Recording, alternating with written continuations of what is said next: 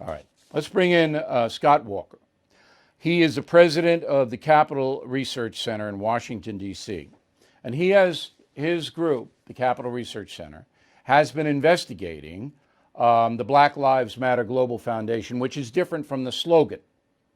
So the slogan Black Lives Matter doesn't have anything to do with what Mr. Walter and me, what we are investigating.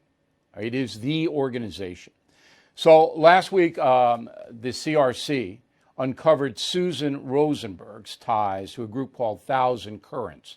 I'm not going to go over all investigations that we've done, but just suffice to say that the Black Lives Matter Global Foundation runs money through Thousand Currents, based in Oakland, California.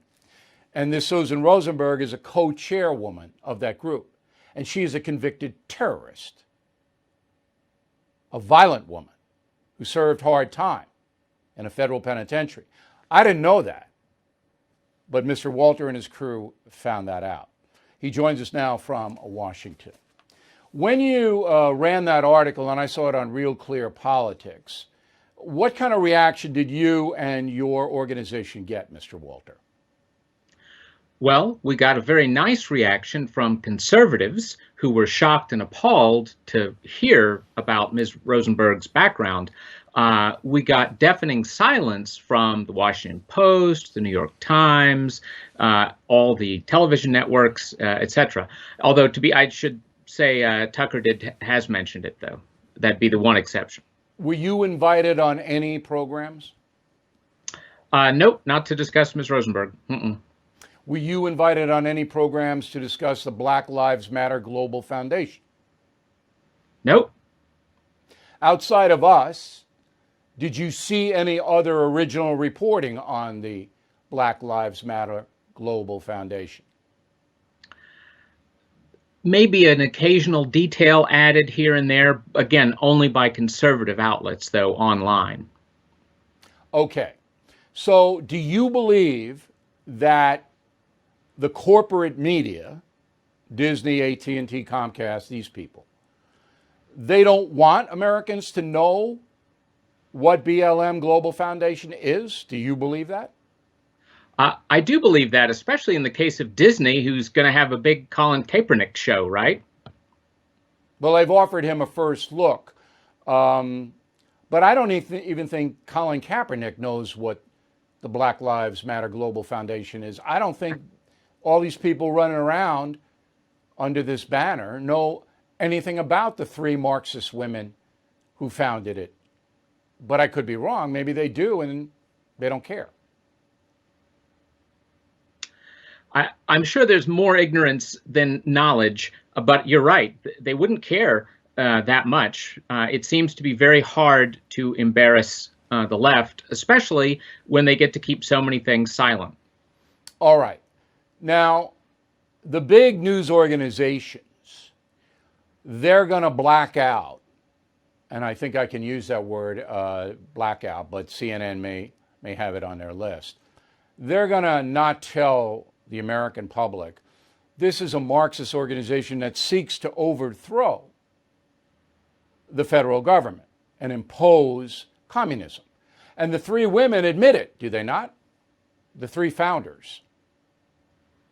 They are, in their own words, trained Marxists. And certainly Ms. Rosenberg, the co-chairman of that pass-through that you mentioned, Thousand Currents, where the money flows through, the only repentance she had for all of her violent terrorism in the 70s, 80s, her one regret was she did not shoot back against the cops. She wanted more violence against the police.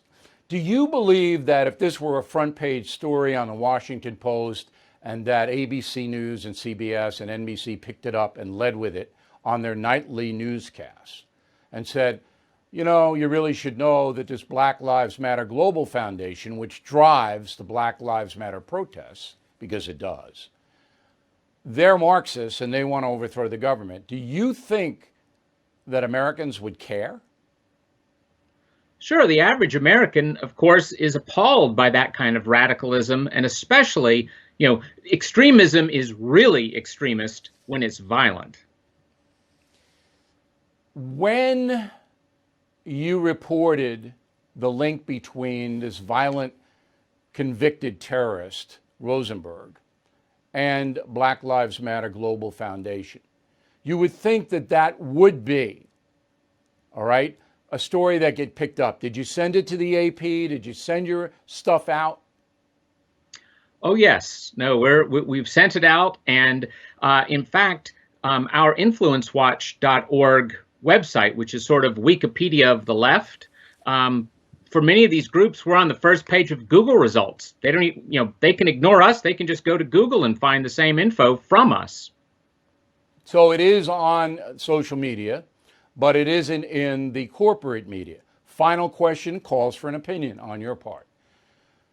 Why would Disney and Comcast and AT&T, which runs CNN, why would they want to promote communism, to promote people who would seize their assets, who would destroy their corporations? Why would they want to promote them? Well, I think it's a combination of guilt, because to the extent they think about this, they feel guilt-ridden and paralyzed. And then also it's the fruit of all these decades of horrible education that we've given people. I mean, if you're a 30-something powerful executive somewhere, you're brainwashed almost certainly from the education you got. So you don't see that as a threat, the Marxists? You think that's just you think it's reality. Oh, well, of course, this is the way the world works. We all know that. And I kind of feel bad because, gosh, I have an awfully nice place in Greenwich, Connecticut, where I commute down to Manhattan to my offices. All right. I don't know. There's something corrupt, obviously, in the press.